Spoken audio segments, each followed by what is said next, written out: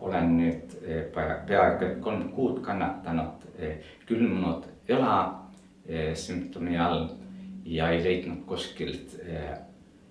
abi, kuidas seda ravida, aga lõpuks siiski leidsin selle doktor Oolo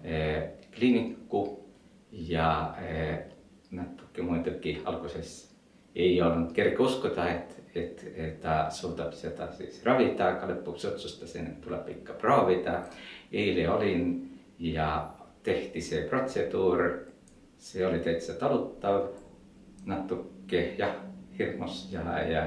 hirm tuli peale ka vahepeal ja natuke oli valus, aga et lõpuks ikka täiesti talutav ja nüüd on mul siis käsi niimoodi, et ma saan selle siis üles tõsta. Eile päeval oli see tõesti võimatu, see vasak käsi nagu üles ei tõusnud, praegu ta tõuseb, ta natuke on veel valus ja ma pean siis võimlema, et see